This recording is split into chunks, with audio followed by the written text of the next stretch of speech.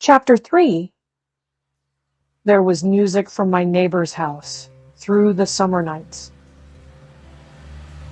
In his blue gardens, men and girls came and went like moths among the whisperings and the champagne and the stars.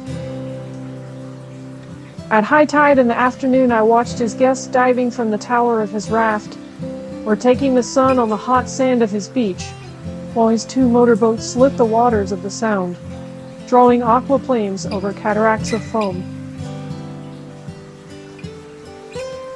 On weekends, his Rolls-Royce became an omnibus, bearing parties to and from the city between 9 in the morning and long past midnight, while his station wagon scampered like a brisk yellow bug to meet all trains.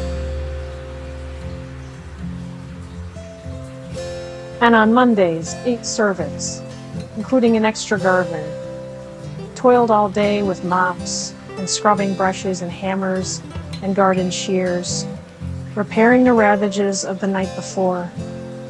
Every Friday, 5 crates of oranges and lemons arrived from a fruiterer in New York. Every Monday, these same oranges and lemons left his back door in a pyramid of pulpless halves.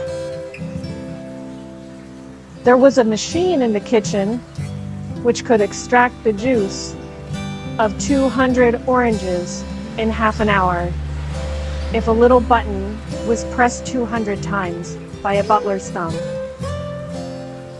At least once a fortnight, a corps of caterers came down with several hundred feet of canvas and enough colored lights to make a Christmas tree of Gatsby's enormous garden. On buffet tables, garnished with glistening hors d'oeuvre, spiced baked hams crowded against salads of harlequin designs, and pastry pigs and turkeys bewitched to a dark gold.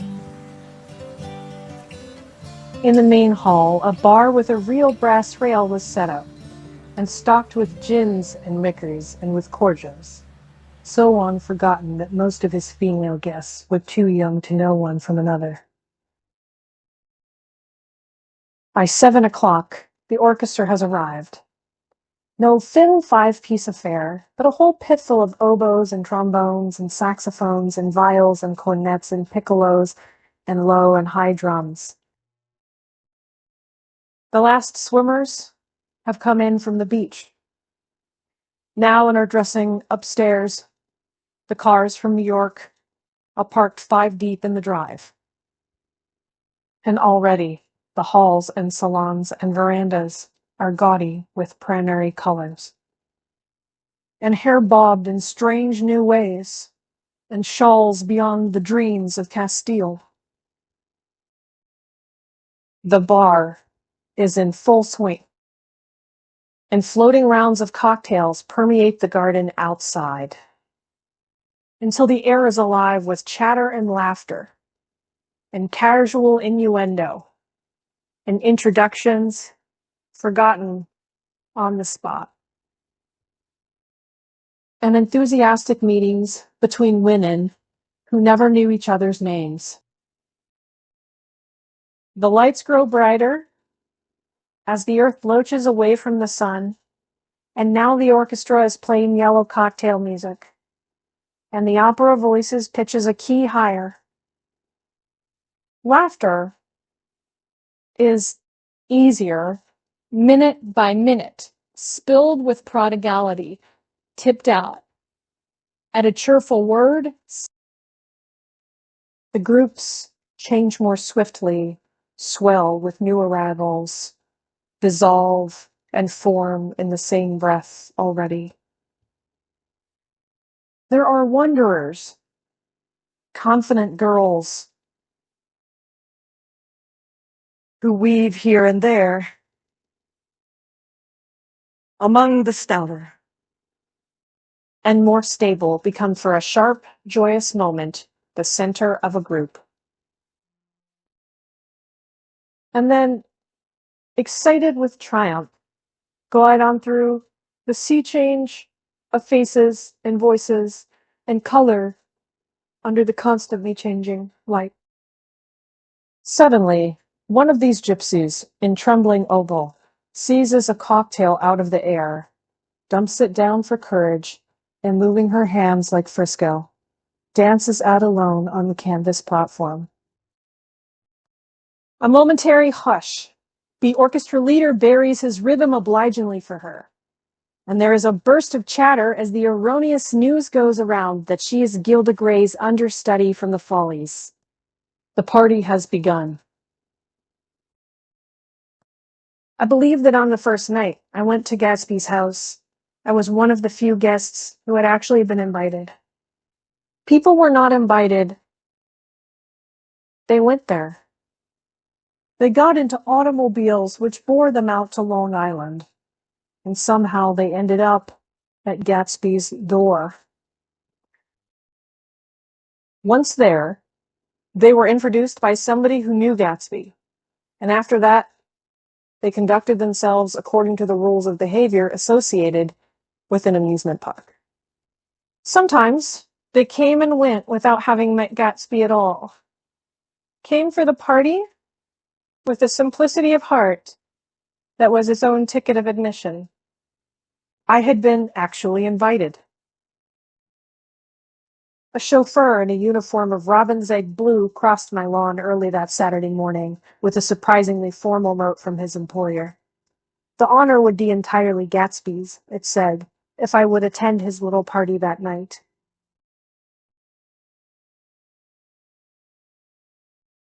He had seen me several times, and had intended to call on me long before, but a peculiar combination of circumstances had prevented it. Signed J. Gatsby, in a majestic hand. Dressed up in white flannels, I went over to his lawn a little after 7, and wandered around rather ill at ease among swirls and eddies of people I didn't know, though here and there was a face I had noticed on a commuting train. I was immediately struck by the number of young Englishmen dotted about, all well dressed, all looking a little hungry, and all talking in low, earnest voices to solid and prosperous Americans. I was sure that they were selling something, bonds or insurance or automobiles. They were at least agonizingly aware of the easy money in the vicinity and convinced that it was theirs for a few words in the right key. As soon as I arrived, I made an attempt to find my host, but the 2 or 3 people of whom I asked his whereabouts stared at me in such an amazed way and denied so vehemently any knowledge of his movements that I slunk off in the direction of the cocktail table, the only place in the garden where a single man could linger without looking purposeless and alone. I was on my way to get roaring drunk from sheer embarrassment when Jordan Baker came out of the house and stood at the head of the marble steps, leaning a little backward and looking with contemptuous interest down into the garden.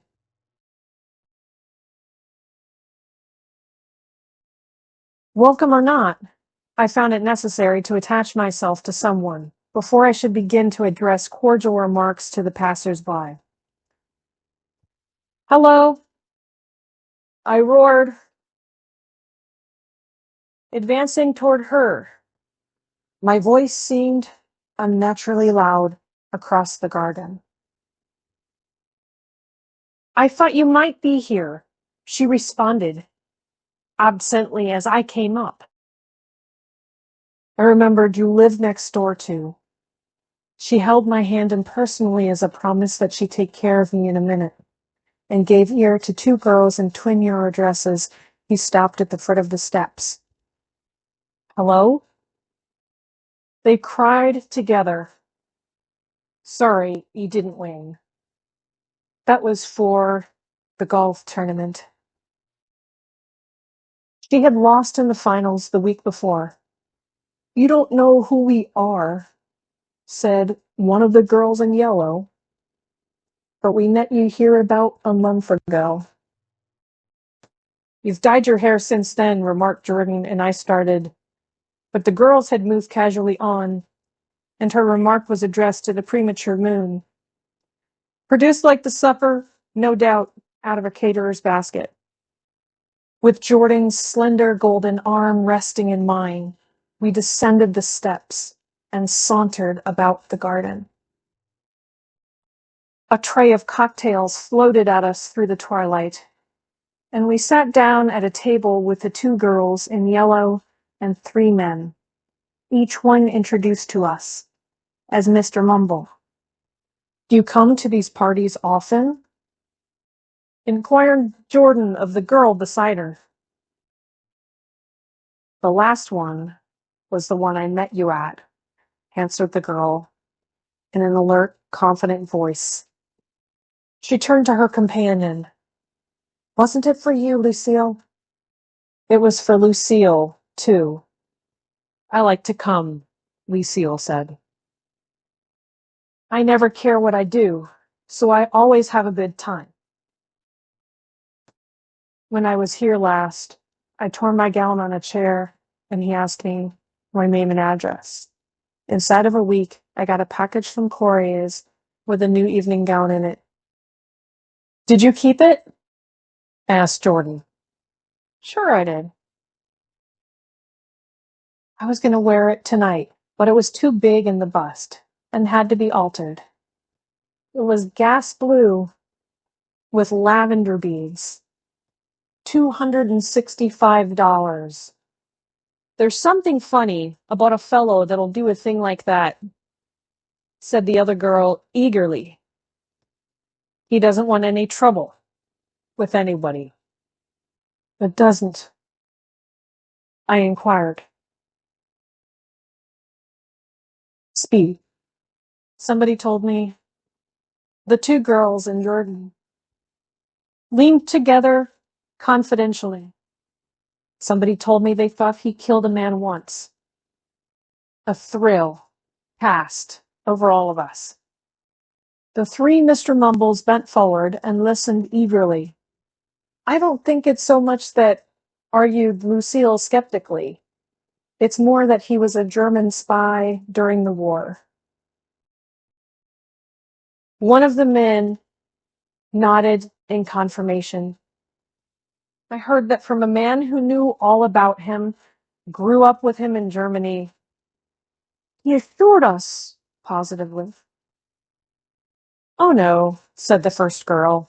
"It couldn't be that, because he was in the American Army during the war." As our credulity switched back to her, she leaned forward with enthusiasm. "You look at him sometimes when he thinks nobody's looking at him. I'll bet he killed a man." She narrowed her eyes and shivered. Lucille shivered. We all turned and looked around for Gatsby. It was testimony to the romantic speculation. He inspired that there were whispers about him from those who had found little that it was necessary to whisper about in this world. The first supper, there would be another one after midnight, was now being served, and Jordan invited me to join her own party, who were spread around a table on the other side of the garden. There were 3 married couples and Jordan's escort, a persistent undergraduate given to violent innuendo, and obviously under the impression that sooner or later Jordan was going to yield him up her person, to a greater or lesser degree.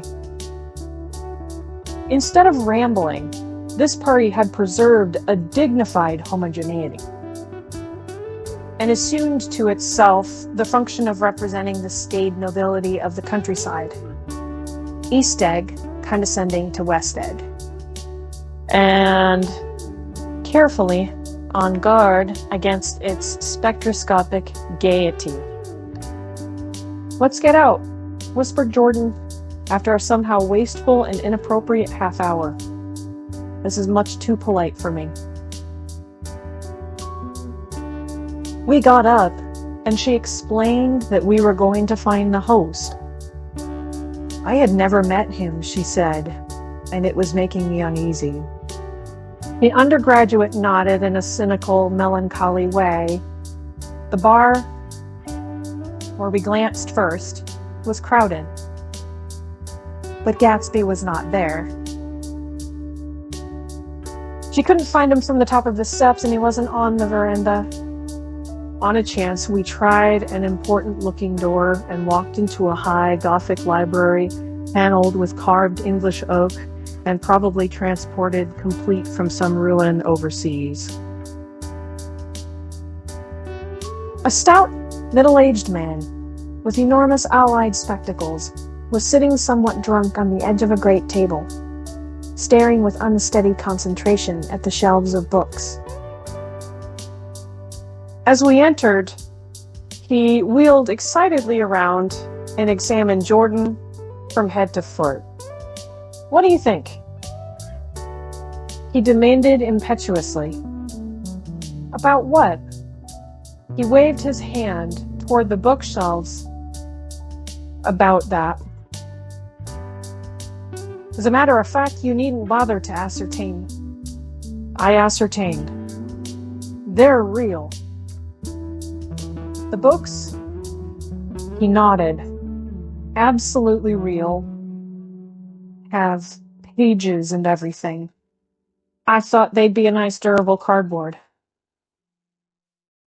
Matter of fact, they're absolutely real. Pages. And here. And pages. Here.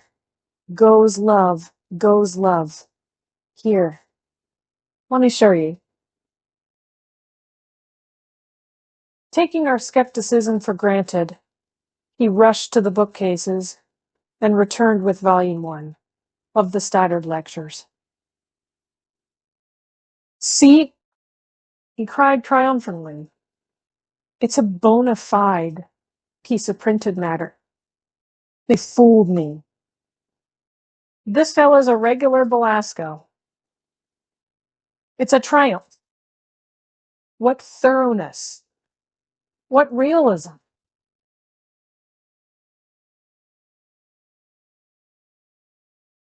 Knew when to stop, too.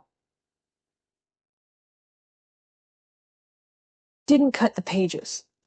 But what do you want? What do you expect? He snatched the book from me and replaced it hastily on its shelf, muttering that if one brick was removed, the whole library was liable to collapse. "Who brought them?" he demanded. "Or did you just come?" "I was brought." "Most people were brought." Jordan looked at him alertly, cheerfully, without answering. "I was brought by a woman named Roosevelt," he continued. "Mrs. Claude Roosevelt. Do you know her?" "I met her somewhere last night. I've been drunk for about a week now, and I thought it might sober me up to sit in the library." "Has it?" "A little bit, I think." "I can't tell yet. I've only been here an hour. Did I tell you about the books? They're real. You told us." We shook hands with him gravely and went back outdoors. There was dancing now on the canvas in the garden. Old men pushing young girls backward in eternal graceful circles. Superior couples holding each other tortuously, fashionably, and keeping in the corners. And a great number of single girls dancing individually or relieving the orchestra for a moment of the burden of the banjo or the traps. By midnight, the hilarity had increased. A celebrated tenor had sung in Italian and a notorious contralto had sung in jazz, and between the numbers people were doing stunts all over the garden, while happy vacuous bursts of laughter rose toward the summer sky. A pair of stage twins, who turned out to be the girls in yellow, did a baby act in costume, and champagne was served in glasses bigger than finger bowls. The moon had risen higher, and floating in the sound was a triangle of silver scales, trembling a little to the stiff tea drip of the banjos on the wall. I was still with Jordan Baker. We were sitting at a table with a man of about my age and the rowdy little girl who gave way upon the slightest provocation to uncontrollable laughter. I was enjoying myself now. I had taken 2 finger bowls of champagne, and the scene had changed before my eyes into something significant, elemental, and profound. At a lull in the entertainment, the man looked at me and smiled. "Your face is familiar," he said politely. "Weren't you in the first division during the war?" "Why, yes. I was in the 28th Infantry. I was in the 16th until June 1908. I knew I'd seen you somewhere before." We talked for a moment about some wet, gray little villages in France. Evidently, he lived in this vicinity, for he told me that he had just bought a hydroplane and was going to try it out in the morning. "Want to go with me, old sport?" "Just near the shore, along the Sound." "What time?" "Any time that suits you best." It was on the tip of my tongue to ask his name, when Jordan looked around and smiled. "Having a gay time now?" she inquired. "Much better." And I turned again to my new acquaintance. This is an unusual party for me. I haven't even seen the host. I live over there. I waved my hand at the invisible hedge in the distance, and this man, Gatsby, sent over his chauffeur with an invitation. For a moment, he looked at me as if he failed to understand. "I'm Gatsby," he said suddenly. "What?" I, I exclaimed. "Oh, I beg your pardon. I thought you knew, old sport." "I'm afraid I'm not a very good host." He smiled understandingly, much more than understandingly. It was one of those rare smiles with the quality of eternal reassurance in it, but you may come across 4 or 5 times in life. It faced, or seemed to face, the whole eternal world for an instant, and then concentrated on you with an irresistible prejudice in your favor. It understood you just so far as you wanted to be understood, believed in you as you would like to believe in yourself, and assured you that it had precisely the impression of you that at your best you hoped to convey.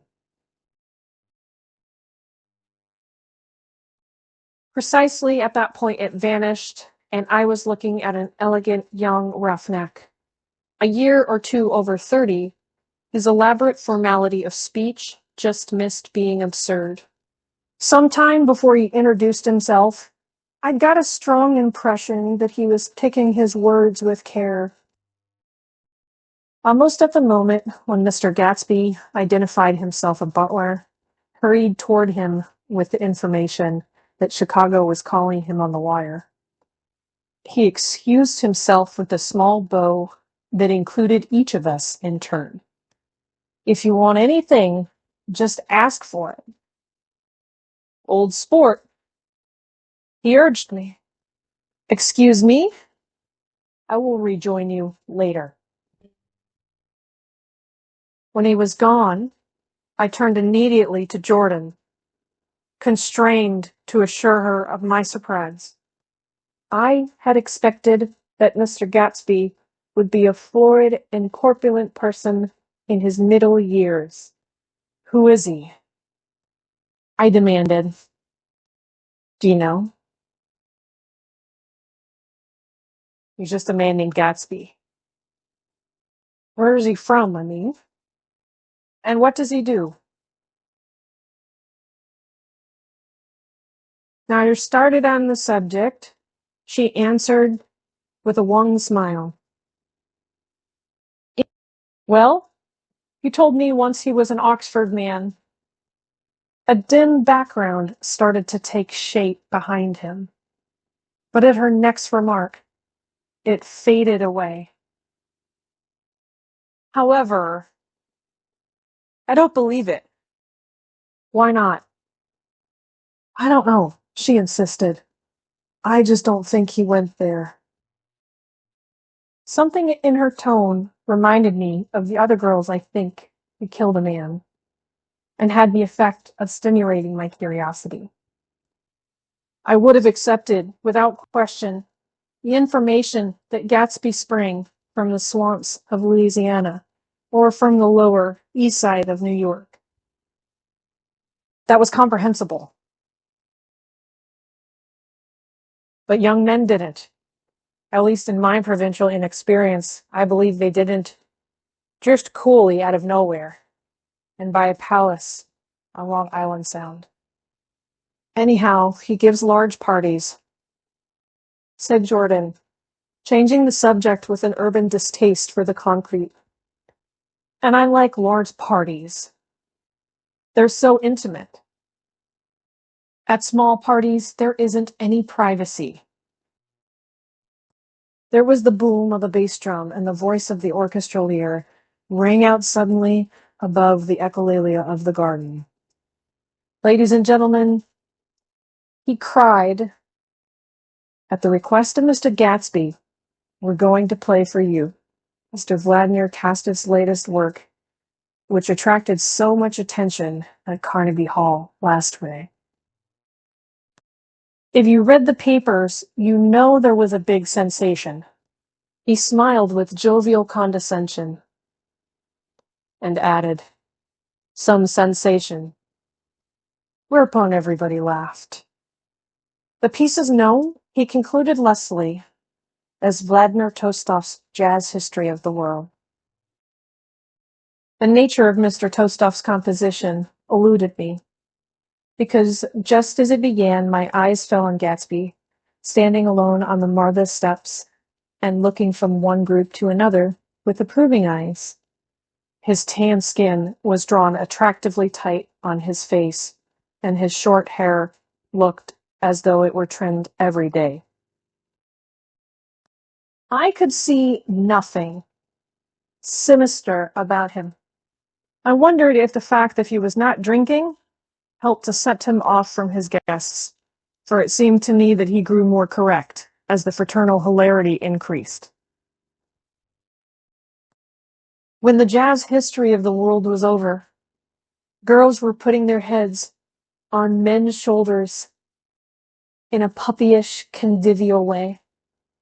Girls were swooning backward, playfully, into men's arms, even into groups, knowing that someone would arrest their falls. But no one swooned backward on Gatsby, and no French bob touched Gatsby's shoulder, and no singing quartets were formed with Gatsby's head for one link. I beg your pardon. Gatsby's butler was suddenly standing beside us. Miss Baker? He inquired. I beg your pardon, but Mr. Gatsby would like to speak to you alone. Right with me?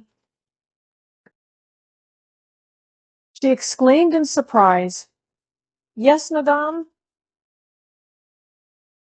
She got up slowly, raising her eyebrows at me in astonishment. and followed the butler towards the house.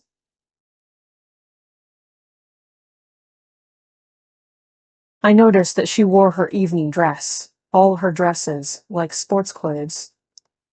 There was a jauntiness about her movements, as if she had learned to walk upon golf courses on clean, crisp mornings. I was alone, and it was almost 2. For some time confused and intriguing sounds had issued from a long men-windowed room, which overhung the terrace. Including Jordan's undergraduate, who was now engaged in an obstetrical conversation with 2 chorus girls, and who implored me to join him. I went inside. The large room was full of people. One of the girls in yellow was playing the piano, and beside her stood a tall, red-haired young lady from a famous chorus engaged in song. She had drunk a quantity of champagne, and during the course of her song she had decided, ineptly, that everything was very, very sad. She was not only singing, she was weeping too. Whenever there was a pause in the song, she filled it with gasping, broken sobs, and then took up the lyric again in a quavering soprano. The tears coursed down her cheeks, not freely, however, for when they came into contact with her heavily beaded eyelashes, they assumed an inky color and pursued the rest of their way in slow black rivulets. A humorous suggestion was made that she sing the notes on her face, whereupon she threw up her hands, sank into a chair, and went off into a deep Venus sleep. She had a fight with a man who says he's her husband, explained a girl at my elbow. I looked around. Most of the remaining women were now having fights with men said to be their husbands. Even Jordan's party, the quartet from East Egg, were rent asunder by dissension. One of the men was talking with curious intensity to a young actress, and his wife, after attempting to laugh at the situation in a dignified and indifferent way, broke down entirely and resorted to flank attacks. At intervals, she appeared suddenly at his side like an angry diamond and hissed, "You promised," into his ear. The reluctance to go home was not consigned to wayward men. The hall was at present occupied by 2 deplorably sober men and their highly indignant wives. The wives were sympathizing with each other in slightly raised voices. Whenever he sees I'm having a good time, he wants to go home. Never heard anything so selfish in my life. We're always the first ones to leave. So are we. Well, we're almost the last tonight, said one of the men, sheepishly. The orchestra left half an hour ago, in spite of the wives' agreement that such malevolence was beyond credibility. The dispute ended in a short struggle, and both wives were lifted, kicking, into the night. As I waited for my hat in the hall, the door of the library opened, and Jordan Baker and Gatsby came out together. He was saying some last word to her, but the eagerness in his manner tightened abruptly into formality as several people approached him to say goodbye. Jordan's party were calling impatiently to her from the porch, but she lingered for a moment to shake hands. "I've just heard the most amazing thing," she whispered. "How long were we in there?" "Why, about an hour." "It was simply amazing," she repeated abstractedly. But I swore I wouldn't tell it, and here I am, tantalizing you. He yawned gracefully in my face. Please come and see me. Phone book. Under the name of Mrs. Sigourney Howard. My aunt. She was hurrying off. As she talked, her brown hand waved, a jaunty salute, as she melted into her party at the door. Rather ashamed that on my first appearance I had stayed so late, I joined the last of Gatsby's guests, who were clustered around him. I wanted to explain that I had hunted for him early in the evening, and to apologize for not having known him in the garden. Don't mention it, he enjoined me eagerly.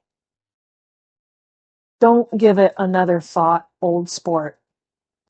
The familiar expression held no more familiarity than the hand which reassuringly brushed my shoulder. And don't forget we're going up in the hydroplane tomorrow morning at 9 o'clock. Ben the butler, behind your shoulder. Philadelphia wants you on the phone, sir. All right. In a minute. Tell them. I'll be right there.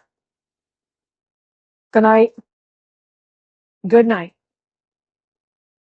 Good night. He smiled, and suddenly there seemed to be a pleasant significance in having been among the last to go, as if he had desired it all the time. Good night, old sport. Good night. But as I walked down the steps, I saw that the evening was not quite over. 50 feet from the door, a dozen headlights illuminated a bizarre and tumultuous scene. In the ditch beside the road, right side up, but violently shorn of one wheel, rested a new coupe, which had left Gatsby's drive not 2 minutes before. The sharp jut of a wall accounted for the detachment of the wheel, which was now getting considerable attention from half a dozen curious chauffeurs.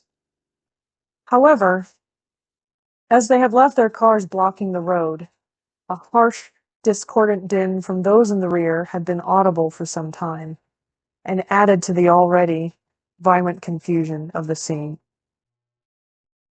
A man in a long duster had dismounted from the wreck, and now stood in the middle of the road, looking from the car to the tire, and from the tire to the observers in a pleasant, puzzled way. See? He explained.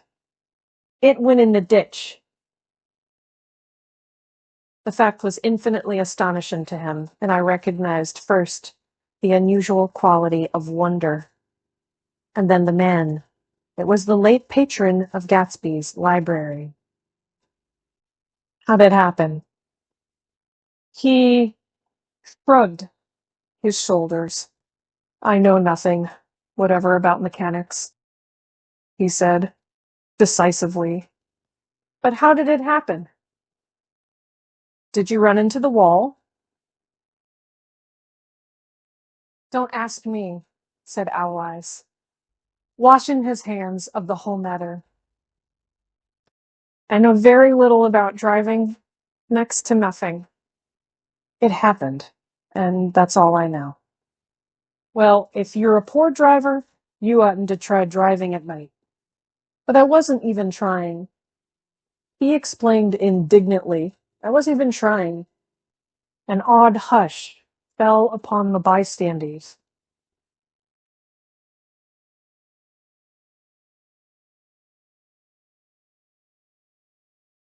Do you want to commit suicide?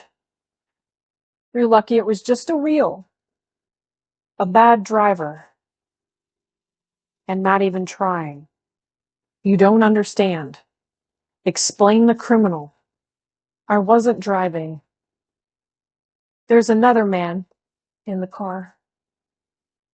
The shock that followed this declaration found voice in a sustained "ah" as the door of the coupe swung slowly open. The crowd, it was now a crowd, stepped back involuntarily, and when the door had opened wide, there was a ghostly pause.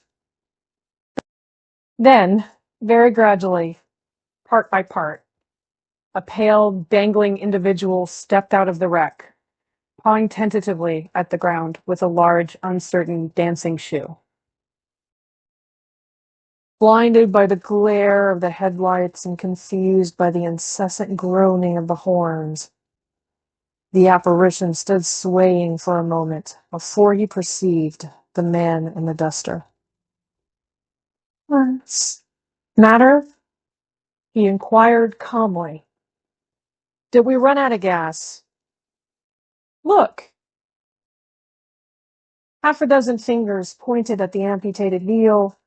He stared at it for a moment, and then looked upward, as though he suspected that it had dropped from the sky. "It came off. Someone explained." He nodded. "At first I did not notice we'd stopped." A pause. Then, taking a long breath and straightening his shoulders, he remarked in a determined voice, "Wonder if tell me where there's a gas line station." At least a dozen men, some of them a little better off than he was, explained to him that wheel and car were no longer joined by any physical bond. "Back out," he suggested after a moment. "Put her in reverse." "But the wheel's off?" He hesitated. "No harm in trying," he said. The caterwauling horns had reached a crescendo, and I turned away and cut across the lawn toward home. I glanced back once. A wafer of a moon was shining over Gatsby's house, making the night fine as before, and surviving the laughter and the sound of his still glowing garden. A sudden emptiness seemed to flow now from the windows and the great doors, endowing with complete isolation the figure of the host who stood on the porch, his hand up in a formal gesture of farewell.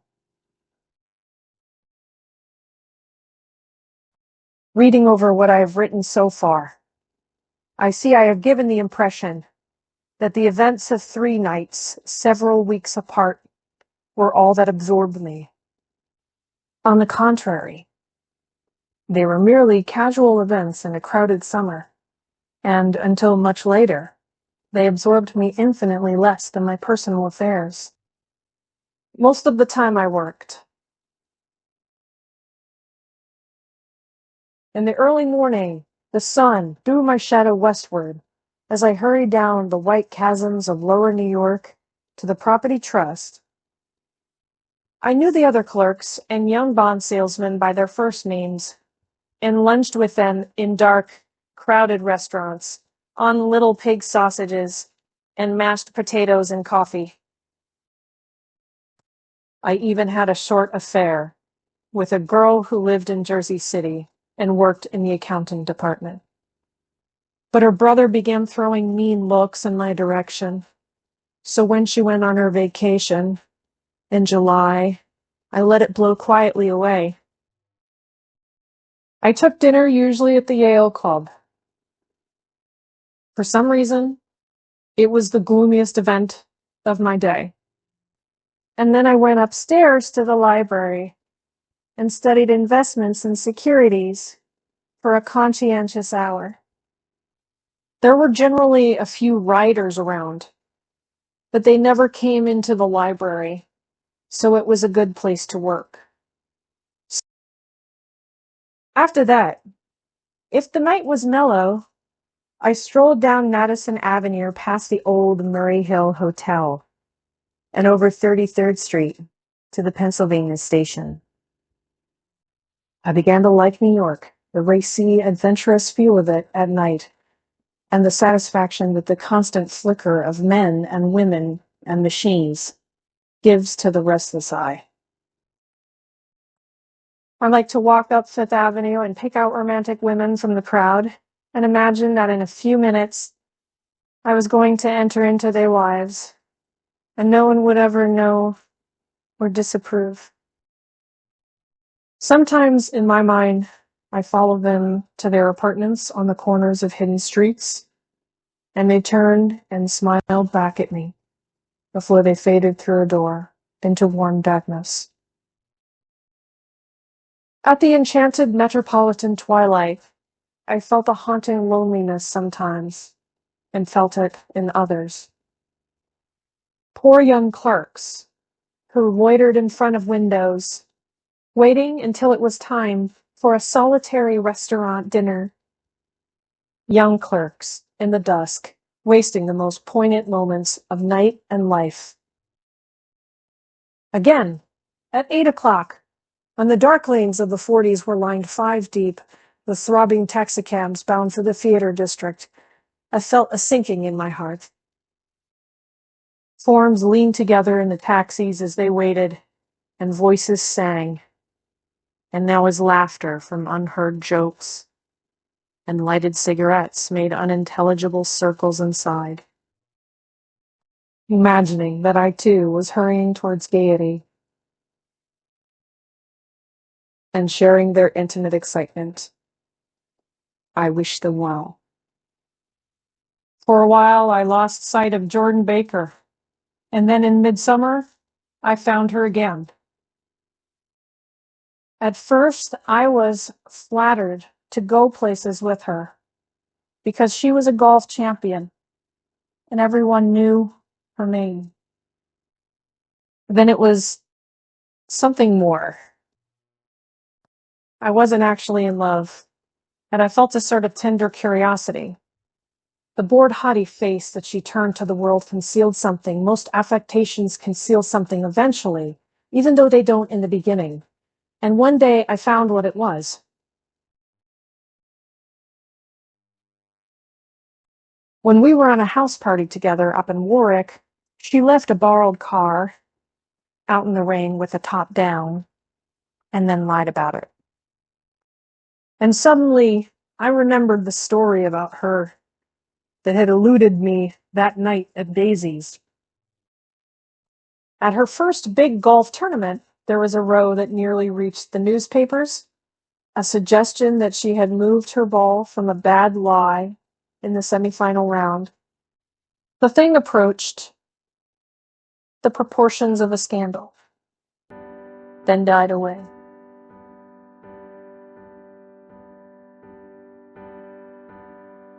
The caddy retracted his statement, and the only other witness admitted that he might have been mistaken.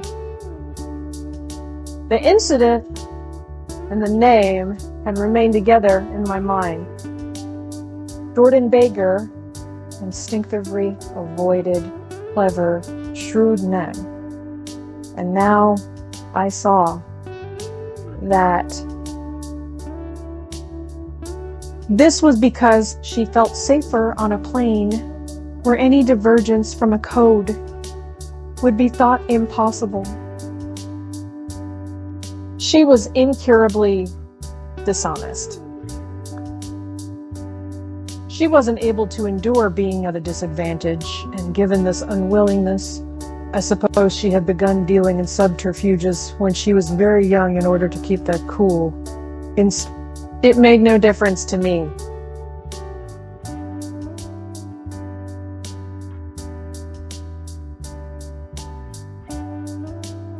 Dishonesty in a woman is a thing you never blame deeply. I was casually sorry, and then I forgot. It was on that same house party, but we had a curious conversation about driving a car. It started because she passed so close to some workman that our fender flicked a button on one man's coat.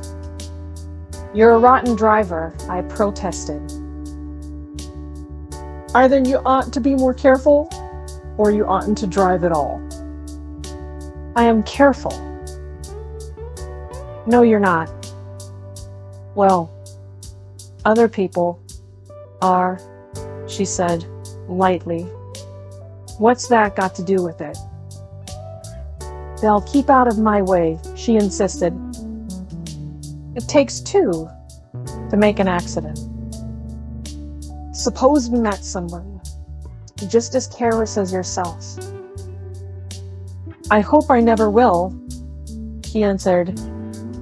I hate careless people. That's why I like you. Her gray, sun-strained eyes stared straight ahead, but she had deliberately shifted our relations. And for a moment, I thought I loved her. But I am slow thinking and full of interior rules that act as brakes on my desires.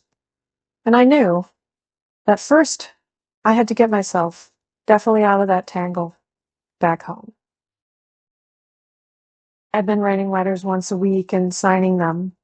Love, Nick, and all I could think of was how, when that certain girl played tennis, a faint mustache of perspiration appeared on her upper lip. Nevertheless, there was a vague understanding that had to be tactfully broken off before I was free. Everyone suspects himself of at least one of the cardinal virtues, and this is mine.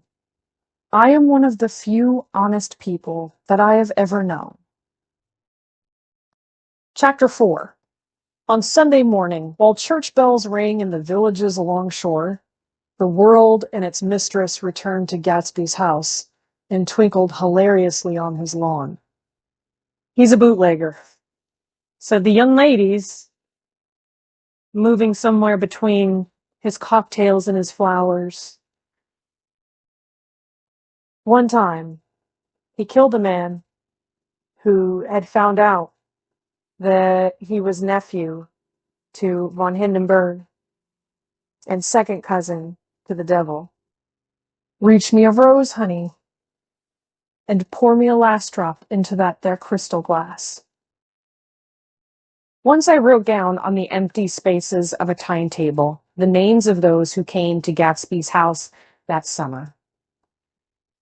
It is an old timetable now, disintegrating at its folds, and headed this schedule in effect July 5th, 1922. But I can still read the gray names, and they will give you a better impression than my generalities of those who accepted Gatsby's hospitality and paid him the subtle tribute of knowing nothing whatever about him. From East Egg then came the Chester Beckers and the Leaches and a man named Bunsen, whom I knew at Yale, and Dr. Webster Civet, who was drowned last summer up in Maine. And the Hornbeams and the Willie Voltaires, and the whole clan named Black Buck, who always gathered in a corner and flipped up their noses like goats at whosoever came near. And the Ismays and the Christies, or rather Hubert Auerbach and Mr. Christie's wife, and Edgar Beaver, whose hair, they say, turned cotton white one winter afternoon for no good reason at all. Clarence Endive was from East Egg, as I remember. He came only once in white knickerbockers and had a fight with a bomb named Eddie in the garden. From farther out on the island came the Cheadles and the O.R.P. Schraders and the Stonewall Jackson, Abrams of Georgia, and the Fishguards and the Ripley Snells. Snell was there 3 days before he went to the penitentiary, so drunk out on the gravel drive, but Mrs. Ulysses Sweat's automobile ran over his right hand. The Danceys came too, and S.B. Whitebait, who was well over 60, and Maurice A. Flink, and the Hammerheads, and Beluga the tobacco importer, and Beluga's girls. From West Egg came the Poles and the Mulreadys and Cecil Roebuck and Cecil Schoen and Gulick, the state senator, and Newton Orchid controlled films par excellence, and Acosta and Clyde Cohen and Donna Schwartz. The Sun and Arthur McCarty, all connected with the movies in one way or another.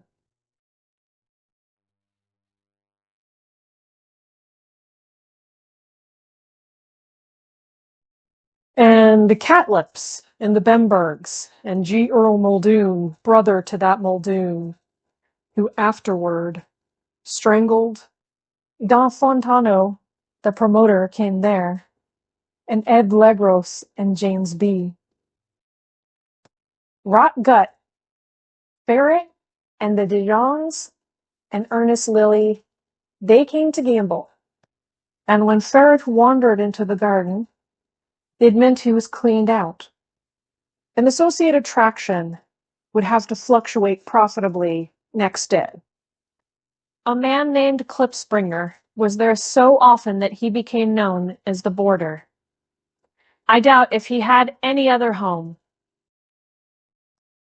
Of theatrical people, there were Desways and Horace O'Donovan, and Lester Meyer, and George Duckweed, and Francis Bull. Also from New York were the Cromes and the Backhissens and the Benekers and Russell Betty and the Corrigans and the Kellehers and the Scullys and S.W. Belcher and the Smirkeys and the young Quinns divorced now and Henry L. Palmetto, who killed himself by jumping in front of a subway train in Times Square.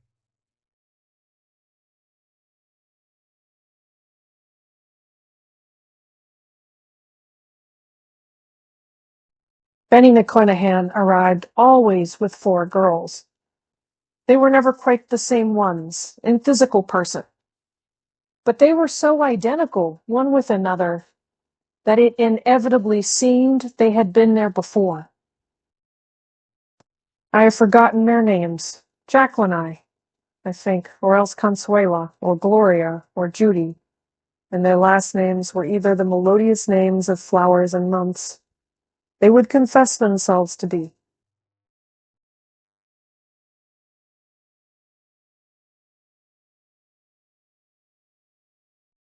In addition to all these I can remember, that Faustina O'Brien came there at least once. And the Baedeker girls, and young Brewer, who had his nose shot off in the war.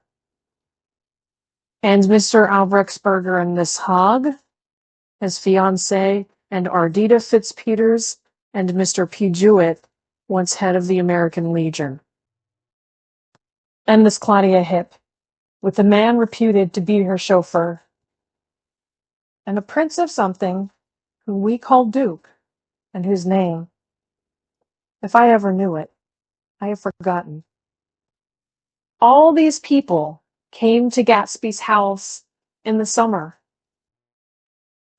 At 9 o'clock one morning late in July, Gatsby's gorgeous car lurched up the rocky drive to my door and gave out a burst of melody from its 3-noted horn. It was the first time he had called on me, for I had gone to 2 of his parties, mounted in his hydroplane, and at his urgent invitation, made frequent use of his speech. Good morning, old sport. You're having lunch with me today, and I thought we'd ride up together. He was balancing himself on the dashboard of his car with that resourcefulness of movement that is so peculiarly American, that comes, I suppose, with the absence of lifting work in youth, and even more with the formless grace of our nervous, sporadic gains. This quality was continually breaking through his punctilious manner in the shape of restlessness. He was never quite still. There was always a tapping foot somewhere, or the impatient opening and closing of a hand. He saw me, looking with admiration at his car. It's pretty, isn't it, old sport? He jumped off to give me a better view.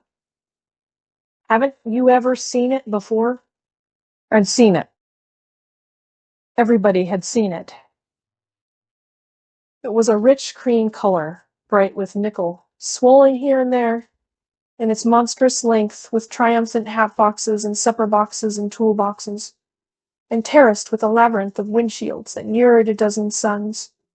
Sitting down behind many layers of glass, in a sort of green leather conservatory, we started to town. I had talked with him perhaps half a dozen times in the past month, and found, to my disappointment, that he had little to say. So my first impression that he was a person of some undefined consequence had gradually faded, and he had become simply the proprietor of an elaborate roadhouse next door. And then came that disconcerting ride. We hadn't reached West Egg Village before Gatsby began leaving his elegant sentences unfinished, and slapping himself indecisively on the knee of his caramel-colored suit. "Look here, old sport," he broke out surprisingly. "What's your opinion of me, anyhow?" Little overwhelmed, I began the generalized evasions which that question deserves. "But I'm going to tell you something about my life," he interrupted. "I don't want you to get a wrong idea of me from all these stories you hear." So he was aware of the bizarre accusations that flavored conversation in his halls. "I'll tell you God's truth." His right hand suddenly ordered divine retribution to stand by. "I am the son of some wealthy people in the Middle West. All dead now. I was brought up in America, but educated at Oxford, because all my ancestors have been educated there for many years. It is a family tradition." He looked at me sideways, and I knew why Jordan Baker had believed he was lying. He hurried the phrase "educated at Oxford," or swallowed it, or choked on it, as though it had bothered him before. And with this doubt, his whole statement fell to pieces, and I wondered if there wasn't something a little sinister about him, after all. "What part of the Middle West?" I inquired casually. "San Francisco." "I see. My family all died, and I came into a good deal of money." His voice was solemn, as if the memory of that sudden extinction of a clan still haunted him. For a moment, I suspected that he was pulling my leg, but a glance at him convinced me otherwise. After that, I lived like a young Raja in all the capitals of Europe: Paris, Venice, Rome, collecting jewels, chiefly rubies, hunting big game, painting little things for myself only, and trying to forget. With an effort, I managed to restrain my incredulous laughter.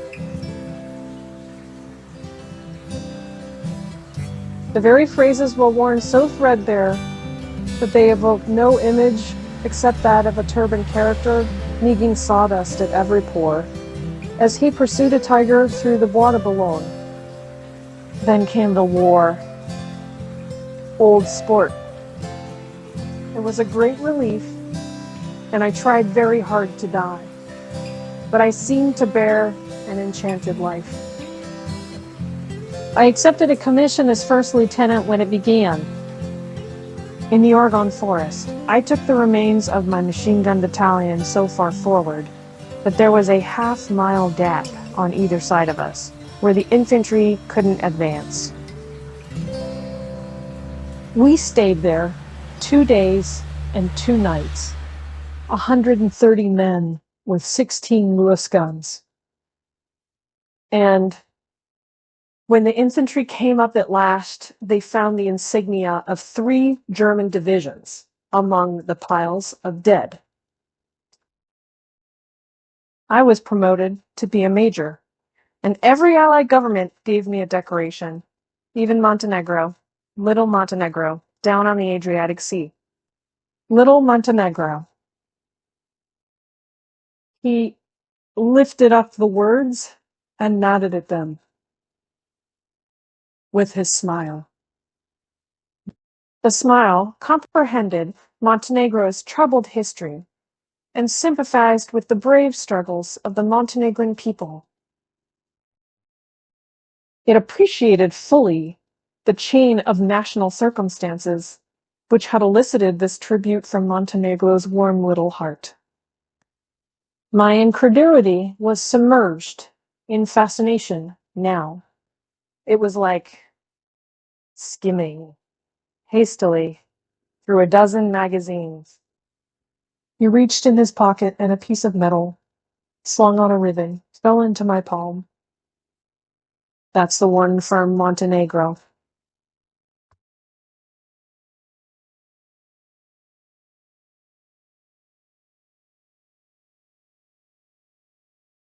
To my astonishment, the thing had an authentic look. Or to read the Danilo, ran the circular legend, Montenegro, Nicholas Rex. Turn it. Major J. Gatsby, I read, for valor extraordinary. Here's another thing I always carry. A souvenir of Oxford days. It was taken in Trinity Quad. The man on my left is now the Earl of Doncaster. It was a photograph of half a dozen young men in blazers loafing in an archway, through which were visible a host of spires. There was Gatsby, looking a little, not much, younger, with a cricket bat in his hand. Then it was all true. I saw the skins of tigers flailing in his palace, on the Grand Canal. I saw him opening a chest of rubies to ease, with their crimson lighted depths the gnawings of his broken heart. "I want to make a big request of you today," he said, pocketing his souvenirs with satisfaction. "So I thought you ought to know something about me. I didn't want you to think I was just some nobody. You see, I usually find myself among strangers because I drift here and there trying to forget the sad things that happened to me." He hesitated. "You'll hear about it this afternoon." "At lunch?" "No, this afternoon. I happened to find out that you're taking Miss Baker to tea." "Do you mean you're in love with Miss Baker?" "No, old sport, I'm not. But Miss Baker has kindly consented to speak to you about this matter." I hadn't the faintest idea what this matter was, but I was more annoyed than interested. I hadn't asked Jordan to tea in order to discuss Mr. J. Happy. I was sure the request would be something utterly fantastic, and for a moment I was sorry I'd ever set foot upon his overpopulated lawn. He wouldn't say another word. His correctness grew on him as we neared the city. We passed Port Roosevelt, where there was a glimpse of red belted ocean-going ships, and sped along a cobbled slum lined with the dark, undeserted saloons of the faded gilt 1900s. Then the Valley of Ashes opened out on both sides of us, and I had a glimpse of Mrs. Wilson, straining at the garage pump, with panting vitality as we went by. With fenders spread like wings, we scattered light through half Astoria. Only half, for as we twisted among the pillars of the elevated, I heard the familiar jug-jug spat of a motorcycle, and a frantic policeman rode alongside. "All right, old sport," called Gatsby. We slowed down. Taking a white card from his wallet, he waved it before the man's eyes. Right? You are, agreed the policeman, tipping his cat. Know you next time, Mr. Gatsby. Excuse me. What was that? I inquired. The picture of Oxford? I was able to do the commissioner a favor once, and he sends me a Christmas card every year over the Great Bridge with the sunlight through the girders, making a constant flicker upon the moving cars. With the city rising up across the river in white heaps and sugar lumps, all built with the wish out of novel factory money. The city scene from the Queensboro Bridge is always the city scene for the first time in its first wild promise of all the mystery and the beauty in the world. A dead man passed us in a hearse heaped with blooms, followed by 2 carriages with drawn blinds, and by more cheerful carriages for friends. The friends looked out at us with the tragic eyes and short upper lips of southeastern Europe, and I was glad that the sight of Gatsby's splendid car was included in their somber holiday. As we crossed Blackwell's Island, the limousine passed us, driven by a white chauffeur, in which sat 3 modish Negroes, 2 bucks, and a girl. I laughed aloud as the yolks of their eyeballs rolled toward us in haughty rivalry. Anything can happen now that we've slid over this bridge, I thought. Anything at all. Even Gatsby could happen, without any particular wonder. Roaring noon.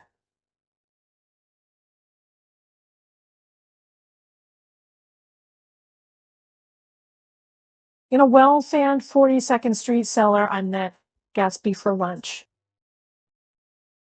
Blinking away the brightness of the street outside, my eyes picked him out obscurely in the anteroom, talking to another man.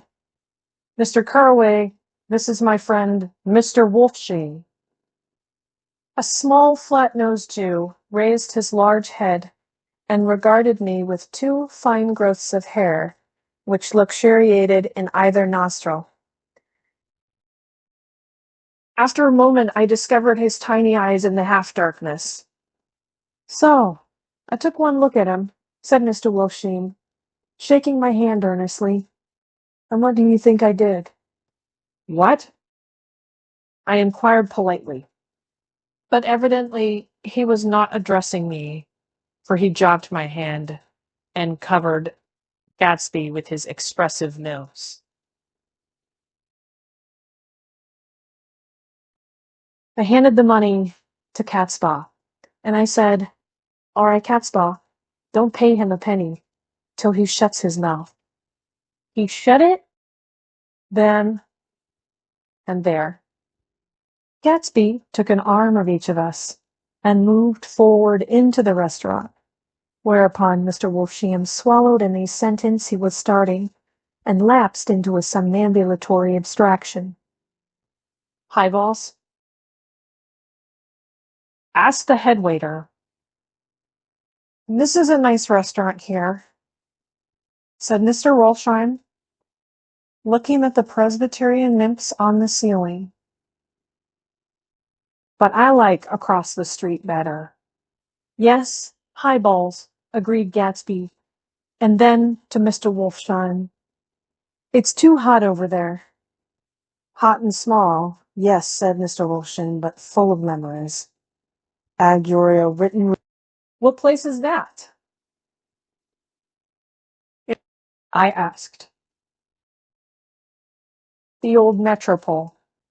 The old metropole, brooded Mr. Wolfsheim gloomily, filled with faces dead and gone. Filled with friends, gone now forever, I can't forget. So long as I live in the night, they shot Rosie Rosenthal there. It was 6 of us at the table, and Rosie had eat and drunk a lot all evening. When it was almost morning, the waiter came up to him with a funny look and says somebody wants to speak to him outside. All right, says Rosie, and begins to get up, and I pulled him down in his chair. Let the bastards come in here if they want you, Rosie, but don't you. So help me, move outside this room. It was 4 o'clock in the morning then, and if we'd have raised the blinds, we'd a lot have seen daylight. Did he go? I asked innocently.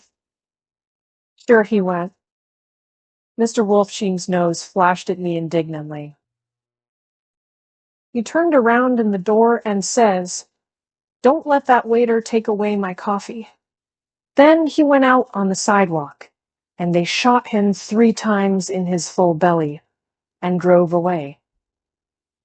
4 of them were electrocuted. I said, remembering. 5 with Becker. His nostrils turned to me in an interested way. I understand you're looking for a business connection. The juxtaposition of these 2 remarks was startling. Gatsby answered for me. Oh no, he exclaimed. This isn't the man. No? Mr. Wolfsheim seemed disappointed. This is just a friend.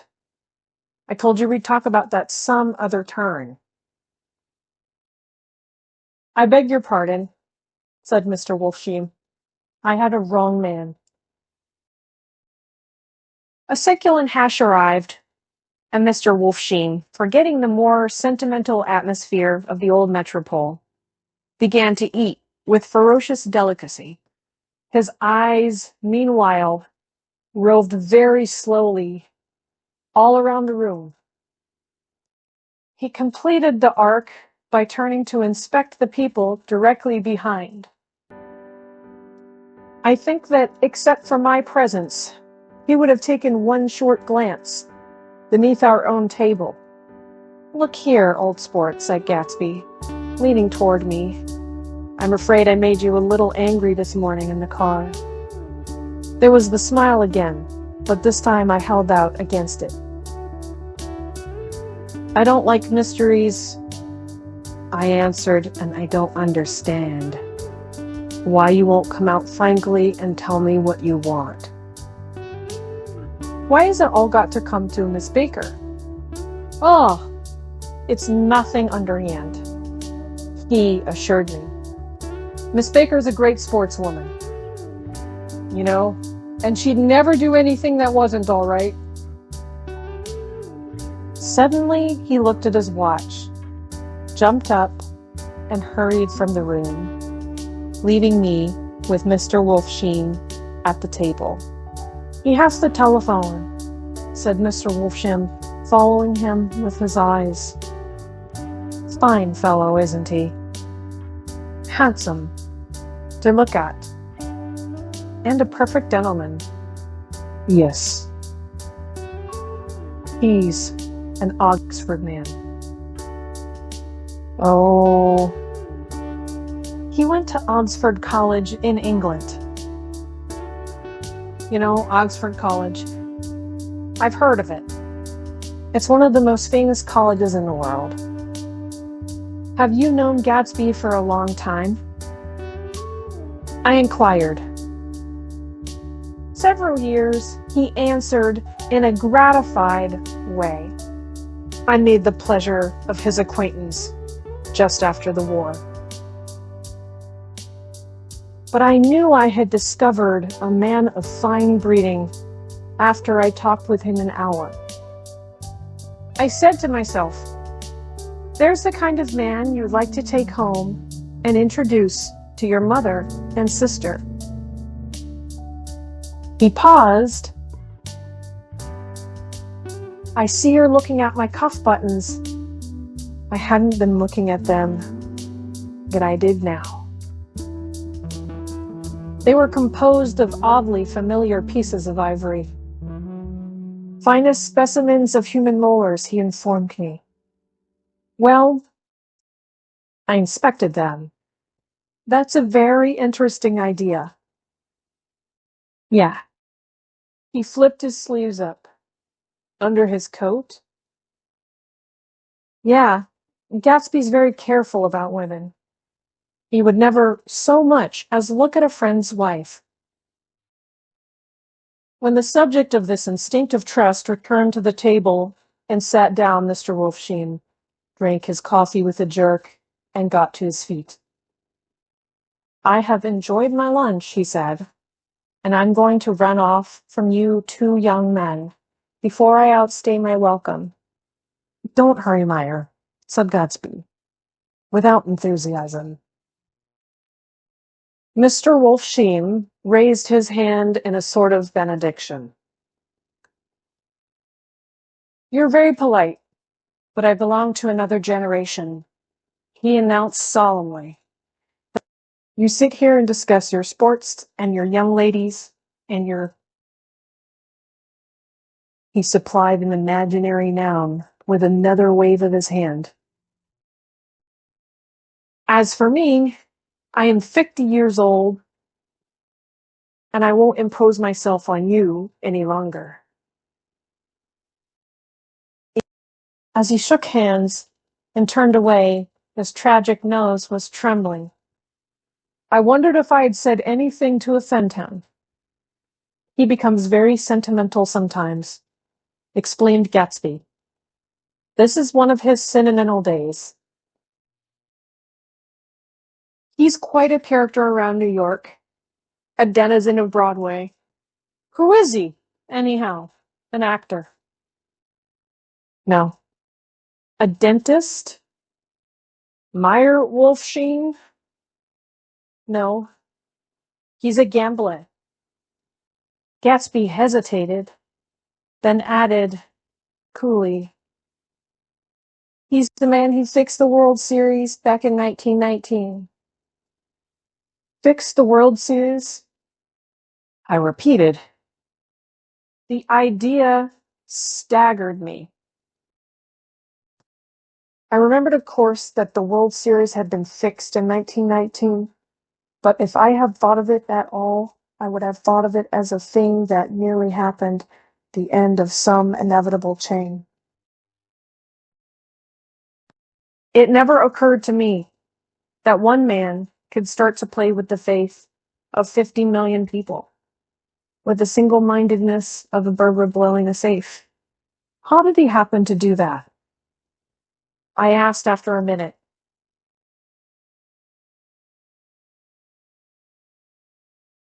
He just saw the opportunity. Why isn't he in jail?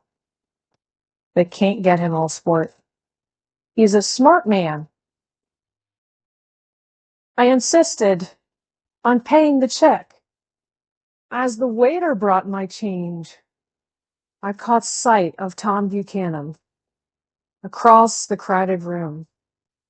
Come along with me for a minute, I said. I've got to say hello to someone. When he saw us, Tom jumped up and took half a dozen steps in our direction. Where have you been? And he demanded, eagerly. Daisy's furious because you haven't called up. This is Mr. Gatsby, Mr. Buchanan. They shook hands briefly, and a strained, unfamiliar look of embarrassment came over Gatsby's face.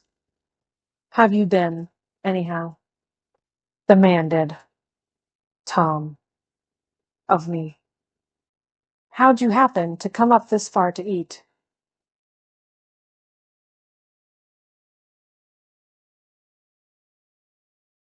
I've been having lunch with Mr. Gatsby.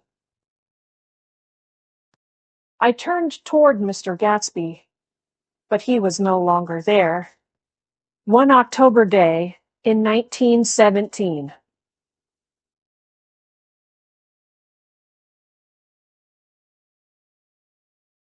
said Jordan Baker that afternoon, sitting up very straight on a straight chair in the tea garden at the Plaza Hotel. I was walking along from one place to another, half on the sidewalks and half on the lawns. I was happier on the lawns because I had on shoes from England with rubber knobs on the soles that bit into the soft ground. I had on the new plaid skirt also, that blew a little in the wind. And whenever this happened, the red, white, and blue banners in front of all the houses stretched out stiff and said, "Hut, hut, hut, hut," in a disapproving way.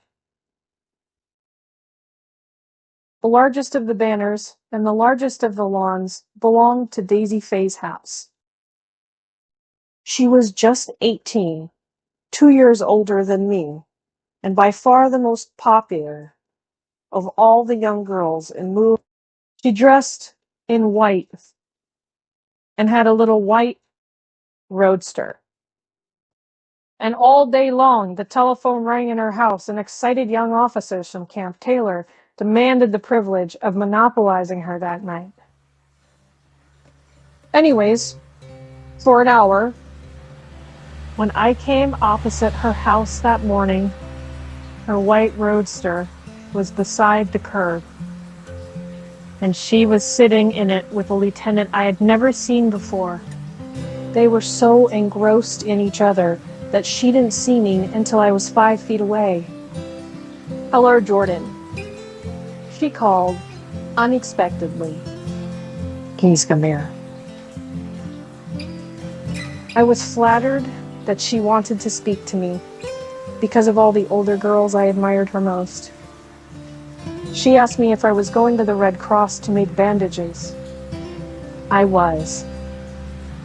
Well then, would I tell them that she couldn't come that day?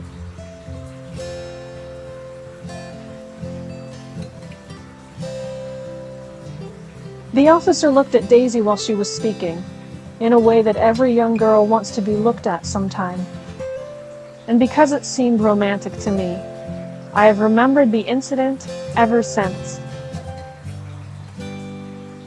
His name was Great Gatsby, and I didn't lay eyes on him again for over 4 years. Even after I'd met him on Long Island, I didn't realize it was the same man. That was 19, 17. By the next year, I had a few beaux myself, and I began to play in tournaments. So I didn't see Daisy very often.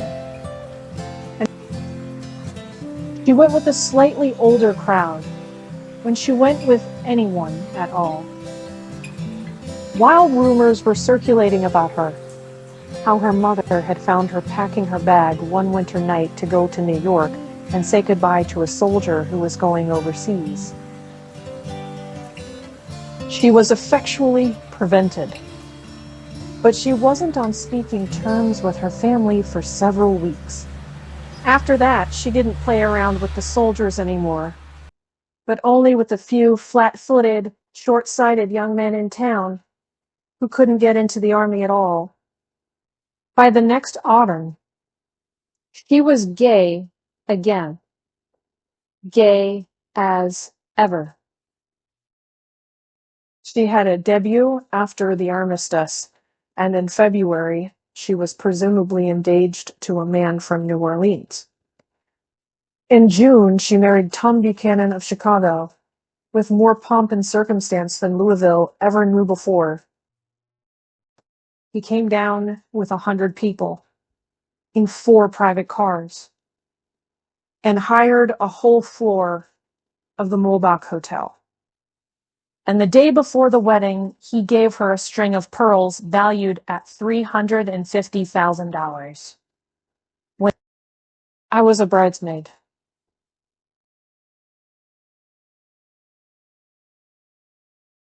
I came into her room half an hour before the bridal dinner and found her lying on her bed, as lovely as the June night in her flowered dress. and as drunk as a monkey. She had a bottle of Sauterre in one hand and a letter in the other. "Gratulate me," she muttered.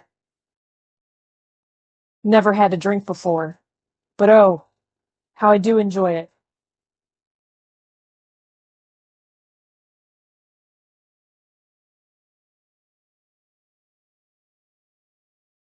"What's the matter, Daisy?" "Oh, yeah." I was scared, I can tell you. I'd never seen a girl like that before. "Here, dearies." She groped around in a wastebasket she had with her on the bed and pulled out the string of pearls. "Take 'em downstairs and give 'em back to whoever they belong to. Tell 'em all Daisy's change her mind. Say, Daisy's change her mind." She began to cry. She cried and cried. I rushed out and found her mother's maid, and we locked the door and got her into a cold bath. She wouldn't let go of the letter. She took it into the tub with her and squeezed it up in a wet ball, and only let me leave it in the soap dish when she saw that it was coming to pieces like snow. But she didn't say another word. We gave her spirits of ammonia and put ice on her forehead and hooked her back into her dress. And half an hour later, when we walked out of the room, the pearls were around her neck and the incident was over. Next day, at 5 o'clock, she married Tom Buchanan without so much as a shiver, and started off on a 3 months trip to the South Seas. I saw them in Santa Barbara when they came back, and I thought I'd never seen a girl so mad about her husband. If he left the room for a minute, she'd look around uneasily and say, "Where's Tom gone?" and wear the most abstracted expression until she saw him coming in the door. She used to sit on the sand with his head in her lap by the hour, rubbing her fingers over his eyes and looking at him with unfathomable delight. It was touching to see them together. It made you laugh in a hushed, fascinated way. That was in August. A week after I left Santa Barbara, Tom ran into a wagon on the Ventura Road one night and ripped a front wheel off his car. The girl who was with him got into the papers too because her arm was broken. She was one of the chambermaids in the Santa Barbara hotel. The next April, Daisy had her little girl, and they went to France for a year. I saw them one spring in Cannes and later in Deauville, and then they came back to Chicago to settle down. Daisy was popular in Chicago. As you know, they moved with a fast crowd, all of them young and rich and wild. But she came out with an absolutely perfect reputation. Perhaps because she doesn't drink. So it's a great advantage not to drink among hard-drinking people. You can hold your tongue, and moreover, you can time any little irregularity of your own so that everybody else is so blind that they don't see or care. Perhaps Daisy never went in for more at all. And yet there's something in that voice of hers. Well, about 6 weeks ago, she heard the name Gatsby for the first time in years. It was when I asked you, do you remember, if you knew Gatsby and West Egg? After you had gone home, she came into my room and woke me up and said, "What Gatsby?" And when I described him, I was half asleep. She said in the strangest voice that it must be the man she used to know. It wasn't until then that I connected this Gatsby with the officer in her white car. When Jordan Baker had finished telling all this, we had left the plaza for half an hour and were driving in a Victoria through Central Park. The sun had gone down behind the tall apartments of the movie stars in the West 50s, and the clear voices of children already gathered like crickets on the grass rose through the hot twilight. I'm the Sheik of Araby. Your love belongs to me.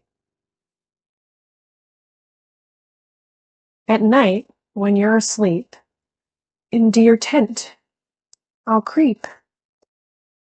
It was a strange coincidence, I said, but it wasn't a coincidence at all.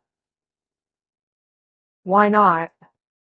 Gatsby bought that house so that Daisy would be then. It had not been merely the stars to which he had aspired on that June night. He came alive to me, delivered suddenly from the womb of his purposeless splendor. He wants to know, continued Jordan, if you'll invite Daisy to your house some afternoon, and then let him come over. The modesty of the demand shook me.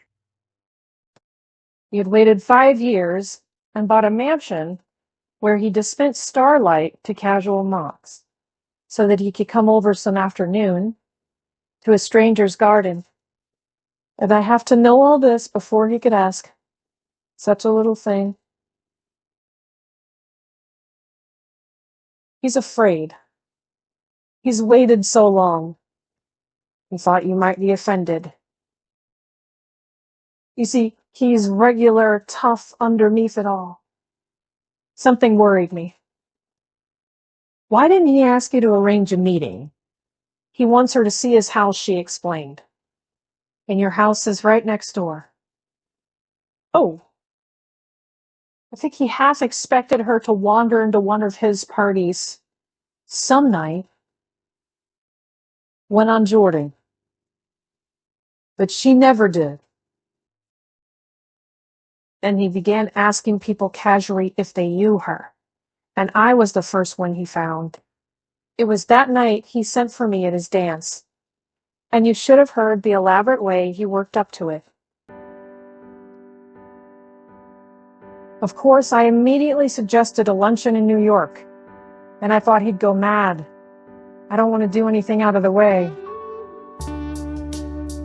He kept saying, I want to see her. Right next door.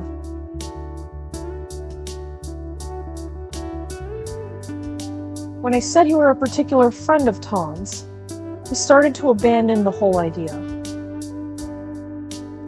He doesn't know very much about Tom, though he says he's read a Chicago paper for years, just on the chance of catching a glimpse of Daisy's name. It was dark now. And as we dipped under a little bridge, I put my arm around Jordan's golden shoulder and drew her toward me and asked her to dinner. Suddenly, I wasn't thinking of Daisy and Gatsby anymore, but of this clean, hard, limited person who dealt in universal skepticism and who leaned back jauntily just within the circle of my arm. A phrase began to beat in my ears with a sort of heady excitement. There are only the pursued, the pursuing, the busy, and the tired. And Daisy ought to have something in her life, murmured Jordan to me.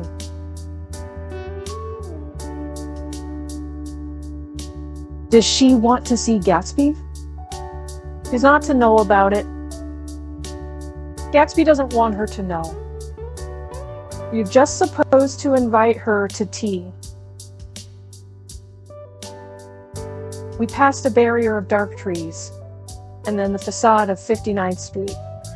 A block of delicate, pale white, being down into the park. Unlike Gatsby and Tom Buchanan, I had no girl whose disembodied face floated along the dark cornices and blinding signs. And so I drew up the girl beside me, tightening my arms. Her wan, scornful mouth smiled. And so I drew her up again closer, this time to my face.